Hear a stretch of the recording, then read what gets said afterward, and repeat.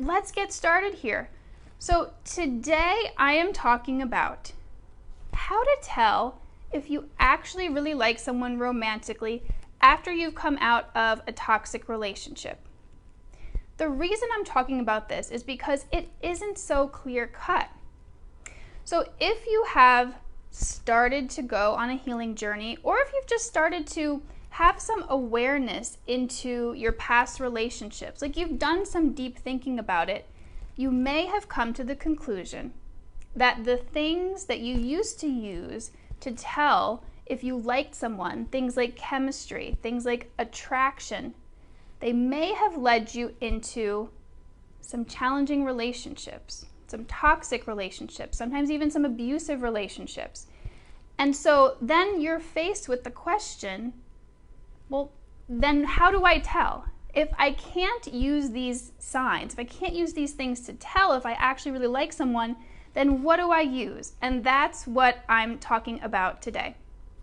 So Kay also says she's not ready yet, but yeah, that's okay. I'm so glad that you're watching this because this will be useful to you when you are ready.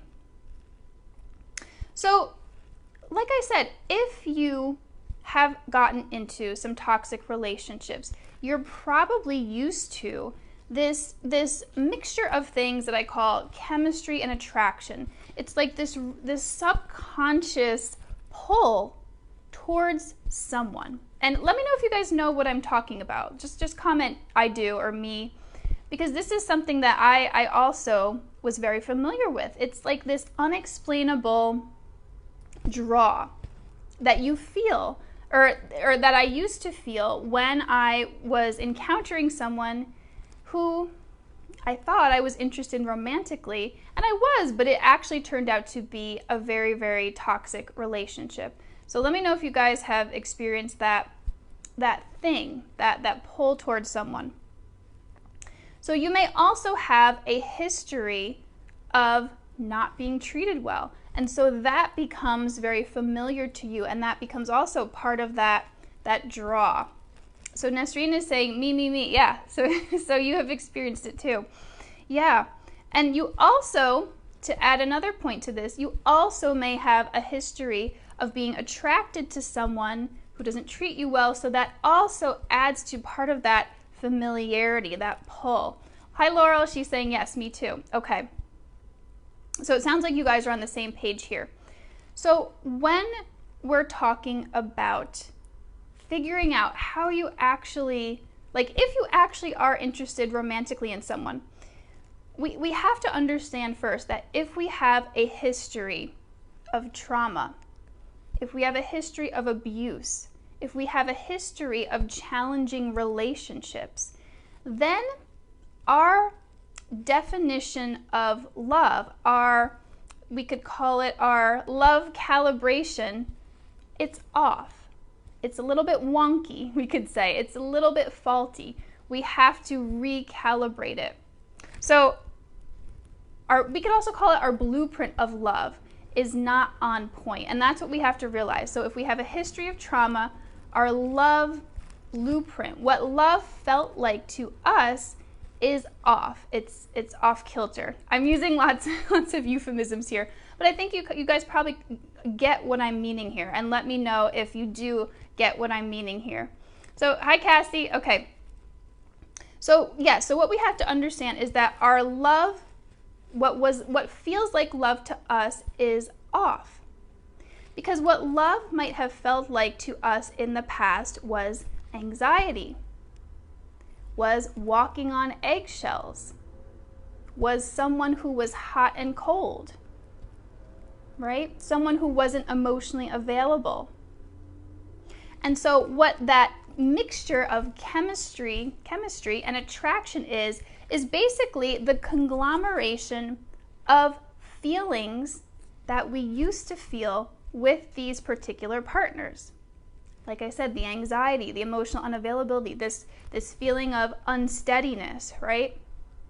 And so for us, our brain basically figured out, oh, this is love. This is what love means. It wasn't an accurate definition, but that's what we learned was love. So that's the main thing we have to keep in mind. we have to keep in mind that our blueprint of love is not what actual love is. And so the goal here is to recalibrate yourself to understand and to know deeply what real love actually is. And we're going to talk about that here. But let me know guys if this is making sense here. So Laurel is saying like the love bomb. Yeah, for many of us, love meant this gush of love and attention in the very beginning, and then it goes away.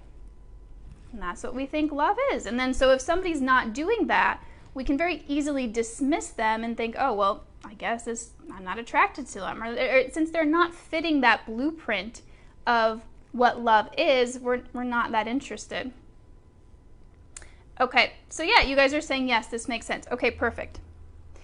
So once we have that understanding that our internal feelings of love, of attraction, are not correct, they are not accurate, the blueprint is faulty, then we have to give ourselves a new blueprint. And this is what it's about here. So Nesreen is saying that makes total sense. Awesome. Okay, you guys are with me. So I'm going to go through a couple of the things here that you can use to create this new blueprint of love and how you can tell if someone is right for you.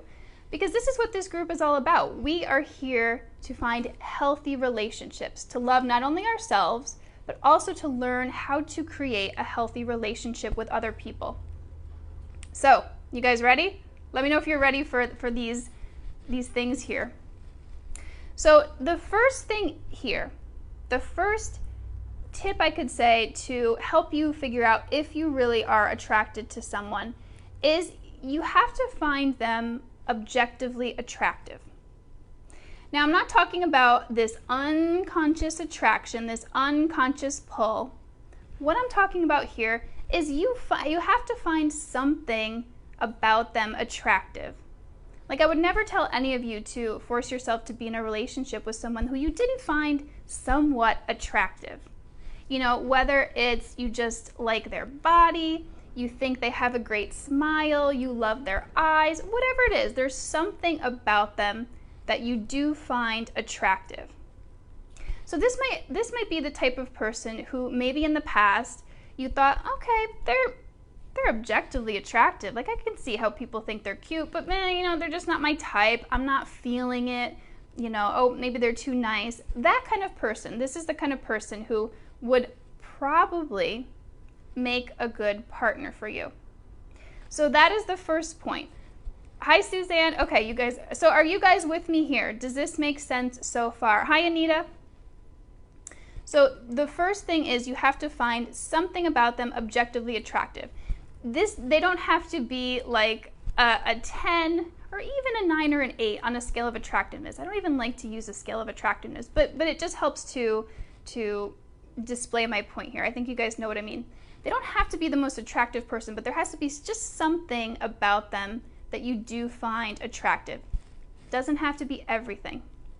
So that's number one. So the second way that you can tell if you are really interested in someone romantically is that you find them interesting and you want to get to know them more. So that's a really clear sign is you find yourself wanting to spend more time with them. Not that like you go on a first date and you're like, oh my God, this is the one. That's not what we want. That's not what we're talking about here. But you go on a date with them and you're like, that wasn't bad. I think I'd like to get to know this person more. Okay? So that's another sign here that you are interested in someone romantically. That's what happened with me and my current partner. You know, I'm gonna talk more about my experience here as I go along here, but you know, I wasn't convinced right away or that this was the right person, or I had this deep knowing that I had found the person that I was going to spend my life with. I just really enjoyed talking to him, and I wanted to keep talking to him. That's really what it was in the beginning. I just wanted to get to know him more. I thought, this is a really interesting person. I'm enjoying my time that I'm spending with them, okay? So let me know if you guys are dating and you have experienced this, if you've gone out with someone and you really didn't know if you liked them romantically or not, but you did want to keep getting to know them. You did want to keep spending time with them. So Cassie's saying, yeah, the first thing I noticed about the guy I'm seeing is his great smile. Perfect. Yeah, so there has to be something about this person that you do like, you find attractive, you feel like you could work with it. Okay? So that was the second thing, that you do want to spend more time with them and you do find them interesting. The third thing is that they make you feel safe, respected, and appreciated. So now, remember, going back to our faulty blueprint of love. In the faulty blueprint, in the blueprint that's off, love to us meant feeling anxious, meant feeling off balance, not knowing where we stood in the relationship, right? That was the feeling of love. So here, we don't want that. We want to be feeling like safe, like we feel like this person respects us and this person appreciates us. So I know you guys probably know what this feels like, whether it's just a feeling that you've had with a friend or maybe someone who you weren't romantically interested in the past. You probably know this feeling of, yeah, you know what, this person does really appreciate me. They do respect me and I feel safe here. I don't feel like this person is just going to run off and leave me. I feel safe in the presence of this person. So Cassie's saying, yeah, this is so helpful. I was on cloud 9 after my first date with my narcissistic ex. Yep, Cassie, I know that well. I was smitten right away. The guy I've been seeing recently did not give me that smitten or certain feeling. I just know I like being around him and I feel comfortable. There's no anxiety. Okay, awesome. I'm so glad that this is helpful. Yeah, so when we've been in these toxic relationships, especially with people who are narcissistic, we can come away like completely bowled over in the first date or the second date. Like, oh my God, this is the most amazing person.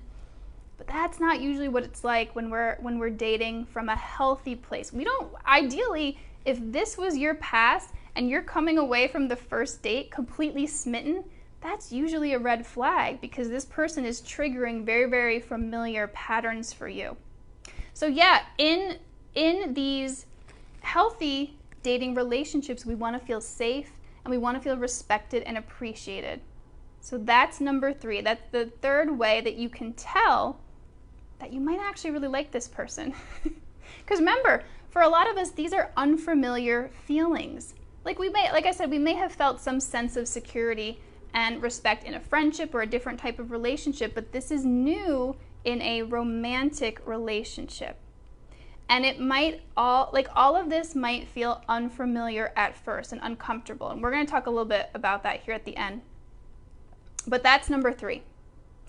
So the number 4 thing that you can use to tell if you are really interested in someone romantically is if you guys have the same goals and values. So this is huge when it comes to figuring out if someone is right for you or not. You guys have to be on the same page with the way you live life and what you want out of life. So for example, if you want children and this other person doesn't, really not going to work.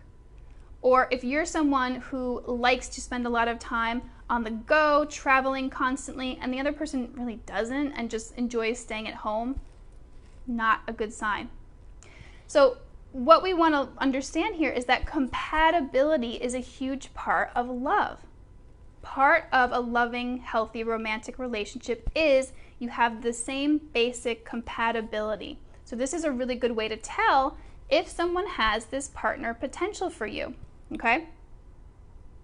All right, so number 5, the number 5 way to tell, I feel like I'm saying it wrong. The 5th way to tell if someone is right for you when you're dating is they accept you as you are. They don't make you feel like you have to change or be someone different. So this also ties into something that I talked about previously, which is that sense of safety and feeling secure. But this is a really huge one. Love, healthy love, doesn't feel like you have to change yourself.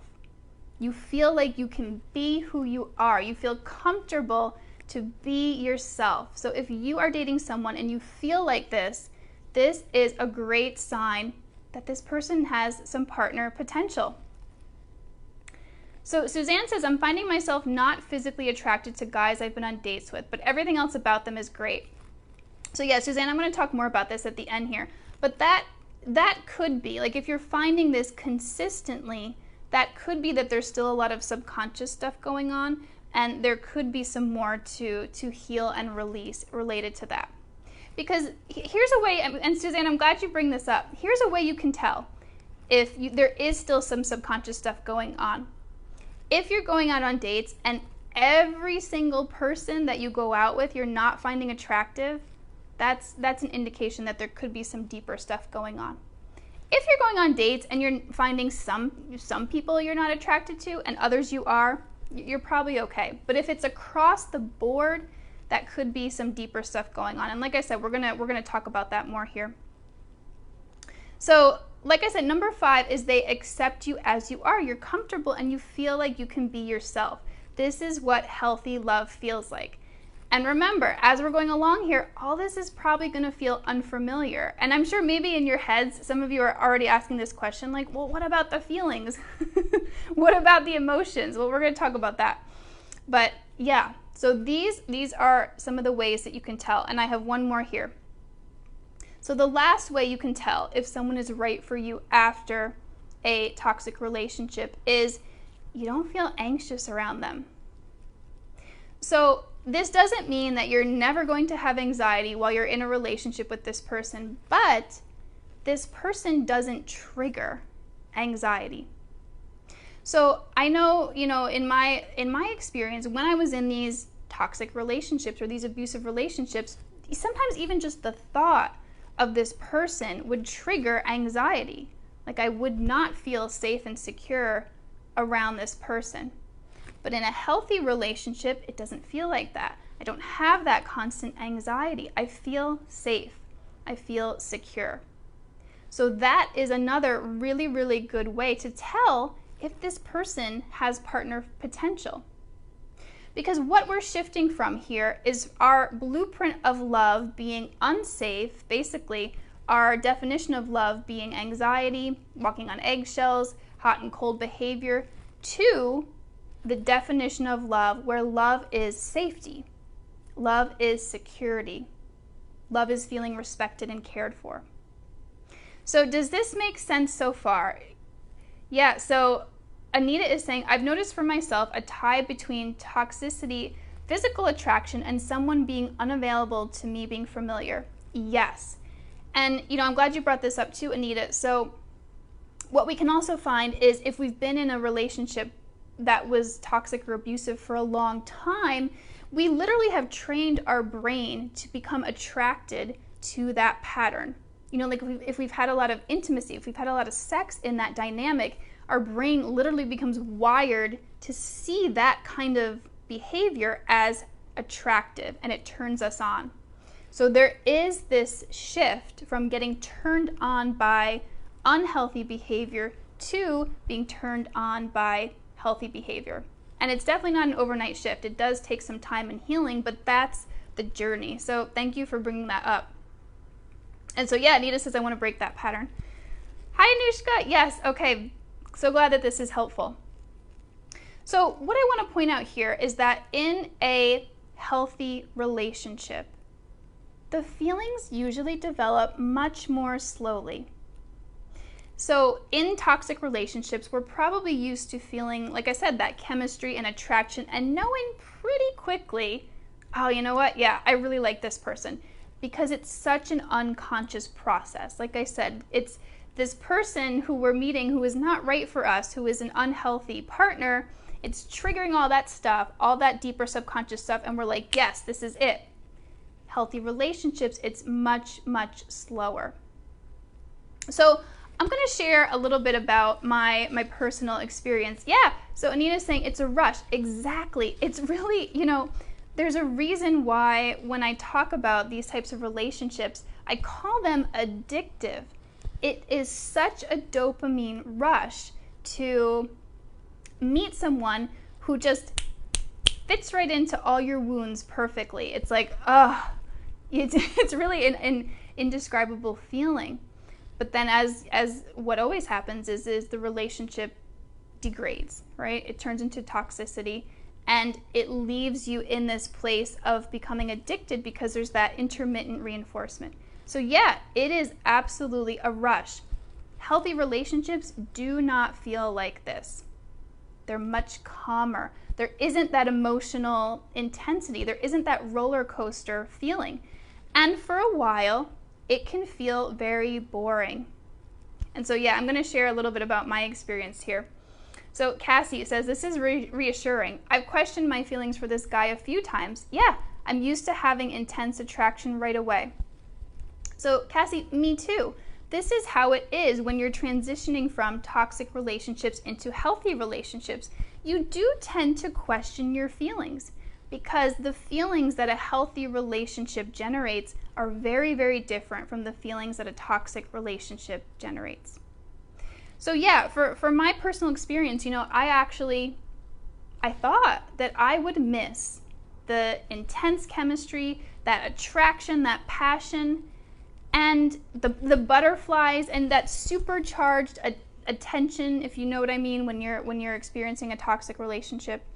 And I did in the beginning, for like a minute, for a little while. But now, what I can tell you guys from the other side here is I am just the happiest I've ever been in a relationship. I'm as happy as a clam here, because what has replaced all that intense stuff is love, is respect, is care. And so, y'all can have that intense attraction. That's how I really feel at this point. You can take it. That's for the birds. The way I feel right now is this is just so much better. And it doesn't mean that I don't have chemistry and passion and attraction with my partner. I do. It's all there. But it's a very, very different experience from being in a toxic relationship. It's much quieter. It's a lower level of intensity. So I hope this is making sense, and I hope it's helpful that I'm sharing this. So let me see what you guys are saying here. So Suzanne is saying, I recognize toxic people and red flags, and I don't involve myself in that. Awesome. It makes a lot of sense that it takes longer to develop a relationship with a healthy person. Yeah, and that's why I've given you guys these indicators to know if this is something that you should proceed with a particular person. If it's checking off all these boxes, there's a high likelihood that feelings will develop. Because that's how it was for me, and that's how it is for many of the women that I've worked with too. It's just a slower process, but it definitely happens. And what I noticed for myself is it wasn't that I was attracted to, I didn't think that my partner was the most good-looking partner out there, but just the way he kept showing up in the relationship became so attractive. Just the care he had for me, the dedication to the relationship, that became really, really attractive. And so it's very, very different. Yeah, so Anita says, so all our toxic people are lost. Who loves them when we bow out? No, this doesn't sound silly at all. This is a great question. And this is the thing that can keep us stuck in these relationships. So Anita, what I tell people and what I've told myself in the past is that everyone is on their own healing journey. And it is not up to you to try to heal someone or stay in a relationship where you're not being considered or loved or cared for because you're worried about this other person. So if this other person wanted to change and wanted to heal and wanted to change their behavior, they could. They absolutely could, barring any serious mental illness. They absolutely could. It's their choice not to. And if they're choosing not to heal and they're choosing not to change their behavior, then you are perfectly within reason to leave. So to answer your question, so who's going to help them?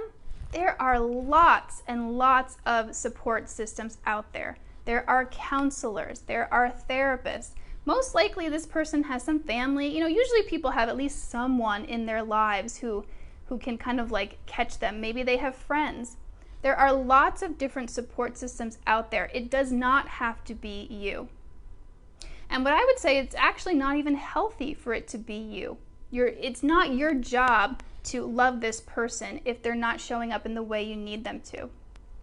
So I hope this is helpful. This is actually something that I talk about a lot because my partner is a therapist, and so we're always talking about relationships and dynamics, and it's not healthy to stay where you're not being cared for. It's not healthy for you, and it's not healthy for the other person either, because it communicates that their behavior is okay, that their behavior is acceptable. And so how can someone learn and grow if you're staying with them in that dynamic? They can't. They can't. So if you leave, there are tons of people who can help them. I am someone who is offering help. You know, mainly I work with women, but I also work with men too. You know, I do healing work, not in my program here, but I help men too. There's lots of support out there. It's not your job. So I hope, Anita, that this answers your question here. So Heidi says, oh, thank you so much for your advice. I've been lost and trust none of my intuitions. Yeah, that's what it's like. But I don't end up with the right guy. I find men like my narcissistic father, but at least there's some great guidance to go by. Yeah, so I'm so glad that this is helping you guys.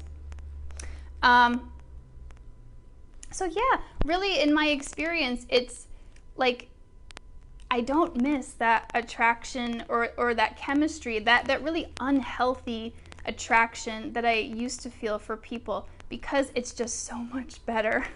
This other stuff is so much better.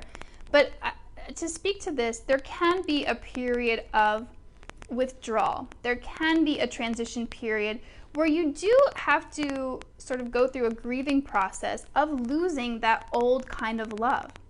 Because a lot of that is usually like our identity is associated with that type of love, or our unconscious belief that this is love is wrapped up in that. And so there is a process of grieving and letting go. And so I don't want to just dismiss that. That does happen, and that is very much a part of this process. So I'm gonna I'm gonna keep going here, but if you guys have any questions, please let me know. Oh, Anita says, I'm so happy for you. Thank you. Well, so here's the thing, you guys, I'm not special here, and I'm not unique here. This can be for you too. This is for everyone. This is what this group is about. And so, you know, what I always say here is what makes it really hard to be attracted to a healthy person is our subconscious stuff, right? I'm always talking about that. So the beliefs that we're carrying about ourselves, the beliefs that we're carrying about other people, the beliefs that we're carrying about relationships. So I'm going to talk to you guys very briefly about my Living Free Finding Love program. So I have put together what is, in my opinion, the best healing program out there for someone who is specifically wanting to go on a healing journey of loving themselves and then creating a healthy relationship. Oh no, my mic is cracking. Thank you, Maya. Hold on. Okay, let me fix it here. You guys, I don't know why it's doing this. Try this again. Okay, before I talk again, can you guys hear me? Am I coming in clear? Maybe I have to get a new microphone, which would kind of be a bummer because I just got this one. But yeah, so if it's not working anymore, I'll take the mic off. But yeah, let me know if you guys can hear me. So, okay, thank you. All right, I'm good. So yeah, so what I noticed when I was on my healing journey was there wasn't any program that combined coaching, dating coaching, and guidance, and deep, deep subconscious healing. And the reason why I say that is because that's what I needed. I needed both of those things. And so that's what I've done here in my Living Free Finding Love program. I've combined the one-on-one personal guidance to guide you through the dating process, and the deep, deep subconscious healing work that is absolutely required to get into a healthy relationship. Okay, so I'm good. Thank you guys for letting me know. I don't know what's up with my microphone. But anyway, so the reason I say this is because I did a ton of healing work, just healing work, and I still got into an abusive relationship. I was working with therapists. I was doing so much of my own healing, and it wasn't enough because I didn't have that very, very specific guidance to keep me out of those relationships for exactly the reasons that we're talking about here. It's really confusing at times to navigate dating and figure out, is this a healthy relationship? Is this an unconscious attraction? You know, what's what here? So this is what I've put together in my Living Free, Finding Love program. I've combined my almost 10 years of experience on my healing journey with the expert level guidance in navigating the dating world and the deep, deep subconscious healing that is so, so incredibly powerful for not only healing from a bad relationship, but also healing stuff from your past. Like, we very often go into childhood and release all of the emotional energies and beliefs that you're carrying around that make these toxic relationships familiar. So, you know, something that my clients do frequently is they message me when they're out there dating. You know, like, hey, I'm dating this guy, this is happening, XYZ is happening, is this okay? And we talk about it and we make sure that they're not missing any red flags and they're going towards the right type of partner.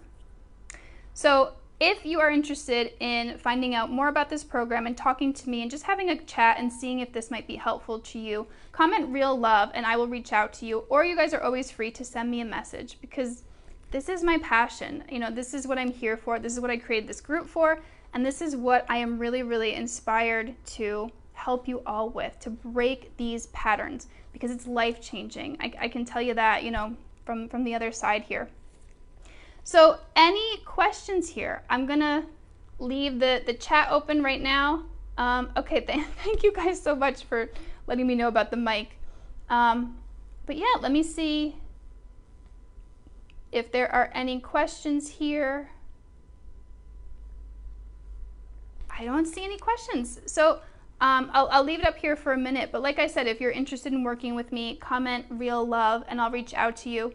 But really, you know, the TLDR here is make sure that you feel safe and secure with someone. That is the main thing to keep in mind when you're dating. If you're not feeling butterflies, great. That's what we want. Those butterflies are usually an indicator that this relationship is not right for you. Okay, so Anita is saying, yeah, I have a toxic dad, not available. It's definitely impacted my relationship. So these are learned patterns. Absolutely, Anita, they're learned patterns in our brain that we can unlearn. It's absolutely possible to unlearn them.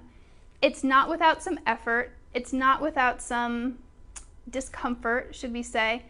And it's not without some doubt. Like, you know, like I was saying, and like even like Cassie was talking about, there's the process involves some doubt because it's so different from what we're used to. We're used to like finding someone right away and it clicking and it working and it being a healthy, and that it being a toxic relationship. So also another disclaimer here, you know, this advice, these messages, these are not for everyone. Some people had a relatively healthy past. And so when they do feel like chemistry and excitement and butterflies with someone, it does mean that it's a healthy relationship. But for people like myself and for like many of you here, if our chemistry signals are off, this is what we need to do. We need to recalibrate our definition of love. Okay.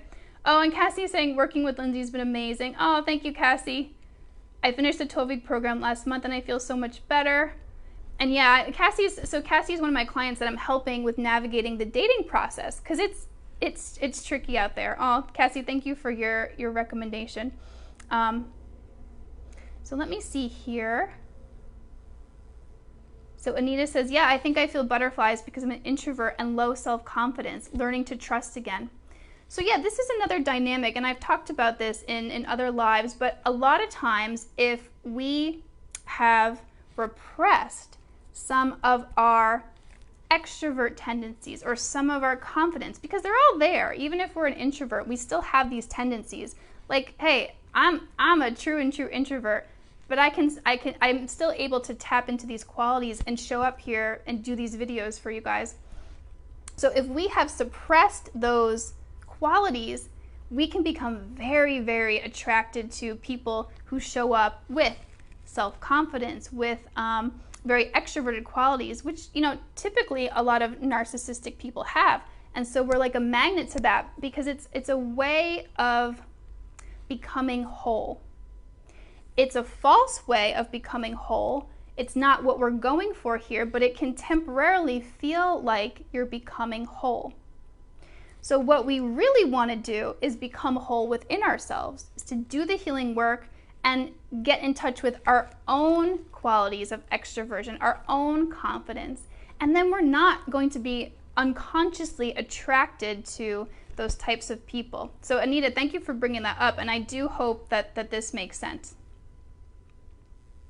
So Suzanne is saying, why is feeling butterflies so toxic yet feels so good to us?